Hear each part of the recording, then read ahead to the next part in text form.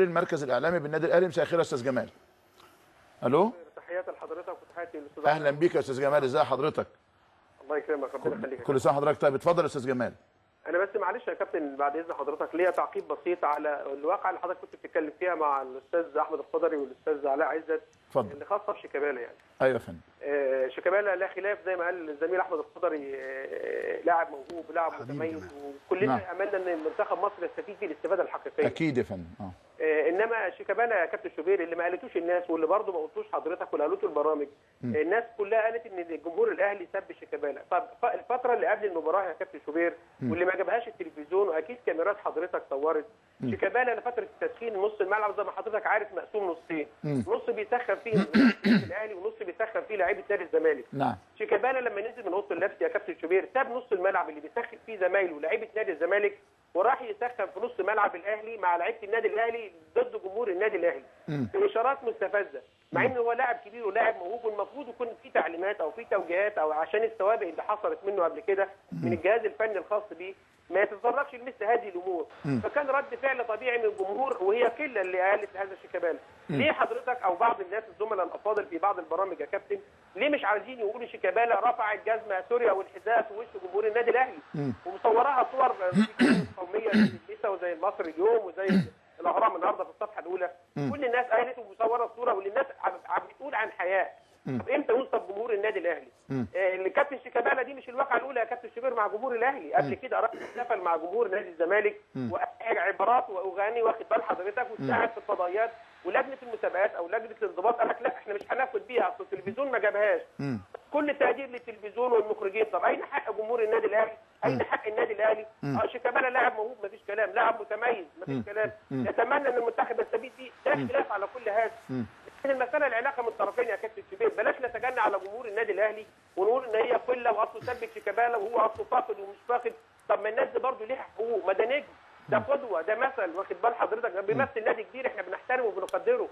لازم يكون التصرف على قدر المسؤوليه ولما يكونش تنعكس تصرفاته وهو خارج من الملعب مدربه بيغيره وعلشان الجمهور طبيعي الجمهور يكتب، طبيعي الجمهور كل حضرتك نجم كبير ونجوم كبار اللي تعرضوا لمثل هذه الامور يروح ماسك الحذاء يرفعه في وش الجمهور، تصرف برضه غير مقبول. طيب جمال بعد اذنك استاذ احمد عايز يرد عليك. استاذ جمال طبعا ده اخويا يعني وصديق قديم طبعا بالعكس يعني احنا عايزين نضع حد لهذا التوتر في العلاقه ما بين شيكابالا وجمهور النادي الاهلي. الاول انا بحيي استاذ جمال ان الراجل شايف شغله كويس، ما فيش حد زيه في الزمالك قاعد كده يعني مش متربص، راصد كل حاجه وبيرد بسرعه يعني. دي مشكله الزمالك ان اعلام الاهلي اقوى من اعلام الزمالك طول عمره. واستاذ جمال والاعلام الاهلاوي مش هيسكت لما يقفوا شيكابالا. من الاخر كده يا كابتن شوبير مش هيسكت، مش هتسكت يا كابتن. نسمعه بس جيمي نسمعه هتعقب براحتك يا جيمي. استاذ جمال انا ما شفتكش طلعت بتصريح على فكره صاحبي قوي يعني معلش ما فيش خلاف عشان ما يزعلش ابدا. ده انت عماد متعب كان هيضرب صحفي ما طلعتش بيان، المركز الاعلامي ما طلعش ببيان يا استاذ جمال، النادي الاهلي ما طلعش ببيان واعتدى على صحفي. دلوقتي بتقولوا ان شيكابالا بيسخن في النص الفاضي ولا النص المليان، ده برضو تصيد الاخطاء يا استاذ جمال. انا شايف برضو ان العمليه هي انتوا ماشيين في شغلكم صح، القصه لو كده شيكابالا هيتوقف ولو شيكابالا توقف الزمالك وقف خلاص الاهلي هياخد الدوري. هي مشكله اكمل بس هي مشكله يا جماعه دقيقه واحده يا استاذ جمال بعد هي مشكله يا استاذ جمال ان الزمالك ينافس سنه في وسط 7 8 سنين. يا راجل ده الزمالك من 7 سنين ما نافسش مش ما خدش دوري. هي دي مشكله فلازم مين شيكابالا هيتوقف. انا بقولش شيكابالا مش اخطا بس هي شيكابالا هيتوقف وخلاص والاهلي ياخد الدوري. اتفضل يا استاذ جمال. كابتن شوبير حضرتك انا لا اقر خطا ولا اقر هتاف اي هتاف يسيء لاي نجم مش شيكابالا اللي بس لاي لعيب يعني. احنا عايزين حاجه يبقى فيها روح رياضيه. نعم. ودي يعني بنقول على قمه الروح الرياضيه. احنا ما بنقرش اخطاء ابدا لا من جمهور ولا من لاعب. لكن انا الجمهور ده جمهور مثلا حضرتك بيتفرج انما اللاعب قدوه ومثل وده تصرف بيحصل مش لاول مره ثاني مره وثالث مره واخد بال حضرتك بيصدر عنه نفس هذا التصرف. اذا كان هو عارف نفسه مستهدف ليه هو نزل من ارض الملعب؟ طب استاذ جمال هسمع راي الاستاذ علاء وبعدين اعقب تعقيب اخير اذا اذنت لي بعد اذنك. اتفضل استاذ علاء. هو التعقيب بس يا كابتن شوبير ان حاله التوتر دي كانت بقى لها فتره طويله جدا وان مفيش حد قدر يعني يحط ايده على المشكله الحقيقيه بين التوتر بين جمهور الاهلي وبين شيكابالا تحديدا. الواقع طبعا حصل بالفعل ان شيكابالا رفع الحذاء، دي واقعه بالفعل موجوده وحدثت بالفعل وتم انا جابوا لي الصوره بعد المباراه مباشره وقلت ونوهت ورفضت ان انا ازعل لان قلت ده وهفضل رافض مثل رغم ان اداره الزمالك بتنفي هذه الصوره وتدعي صوره تركيب، لكن مش معقوله ابدا ان في اكثر من 30 40 مصور في استاد القاهره هيركبوا صوره لشيكابالا. الصوره حدثت بالفعل والكاميرات ما جابتهاش، دي حاجه تخص الكاميرات، لكن انا بقول ان شيكابالا كان مخطئ في اكتر من موقف قبل مباراه القمه. وانت عارف طبعا حضرتك المنتديات والمواقع الرياضيه جابت اكتر من وقعه لشيكابالا مع جمهور الزمالك فيها بيسيء للنادي الاهلي.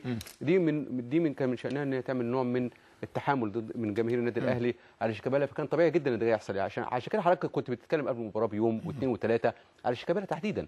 انت حضرتك ليه قبل المباراه ليله المباراه واحنا كنا تبعناها في شيكابالا وابو تريكه الحقيقه يعني اقصد حضرتك يعني انت كنت حضرتك 4 سنين انت بتتكلم لا 4 سنين بتتكلم في قصه التراس والراجل يعني شاف الويل، ودلوقتي لسه فاكرين الالتراس. انت لو شفت نادي الزمالك ليله او نادي الاهلي ليله المباراه تقول انت مش في مصر، ايه ده بالظبط، ايه القوات ده؟ تحس ان مثلا ايه حد من الاعداء هيجي يحكم ايه ده يهجم على النادي يهجم على النادي ده. صعب قوي التراس ايه ده، لازم يتفتح الملف ده. طب استاذ جمال يعني هل نامل ان احنا كلنا نتكاتف؟ يعني انا زي ما حضرتك بتقول وانا ابن من ابناء النادي الاهلي وهذا الجمهور هو اكثر من صنع شعبيته نجوميته، يعترف وادين بهذا بالفضل لهذا الجمهور العظيم.